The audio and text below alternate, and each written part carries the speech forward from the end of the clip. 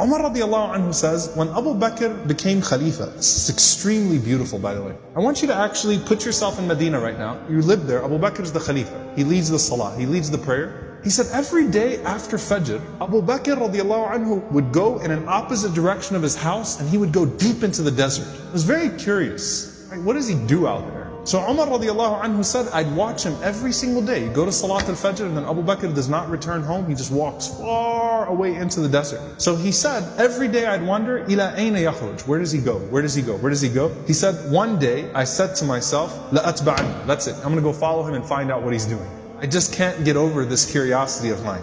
So Umar radiallahu anhu said, I kept the pace from him to where he was at the end of my eyesight, meaning I walked just as far away to where I could still see him. And then he said, I saw him go into this beat up old house. So Umar radiallahu anhu said, I quickly went and I hid behind.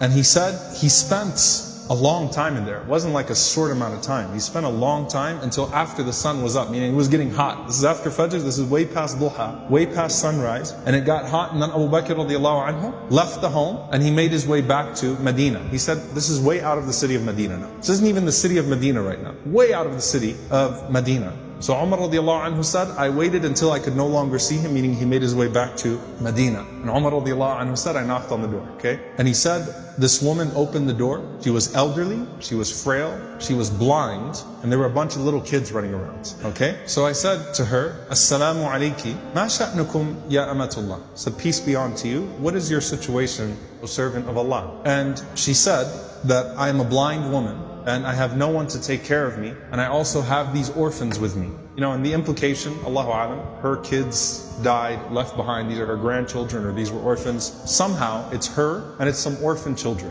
And she says, I have no one to take care of me, and these orphans. Umar radiallahu anhu said, who is that visitor that comes to you every single day? The answer, she says, I don't know who he is. La yuthkar li ismuhu abada. He never once shared his name with me. He never bothered to tell me his name. Umar radiallahu anhu said, well, what does he do? قالت جزاه الله خير. She said, may Allah reward him. Every morning he comes. Listen, by the way, she details him. She says, he cleans my home. He washes our clothes. He grinds our wheat. He bakes our bread. He cooks our breakfast. And then he leaves.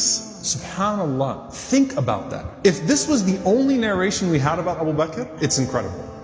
Seriously, the leader, the head of the ummah, the khalifa, the most important man in the ummah right now, with his station, with his status, and he goes out every morning to this house, and he doesn't even tell the woman what his name is. He's just consider me a secret fa'il khair, right? Just some good doer. Washes the clothes, cleans the house, grinds the wheat, bakes the bread, cooks the breakfast, and then makes his way back to govern the ummah. That is absolutely incredible. Umar radiallahu ta'ala anhu says, every single day, like, is this really what he does every single day? She said, every day, may Allah bless him. Umar radiallahu anhu said, do you pay him anything? She said, nothing. Umar radiallahu ta'ala anhu started to cry and he said, أَتَعَبْتَ الْخُلَفَاءَ بَعْدَكَ يَا أَبَا بَكْرِ. You have exhausted every successor of yours, O Abu Bakr. You've exhausted us. Anyone that comes after you is exhausted. Because this is a standard that is impossible for us to meet.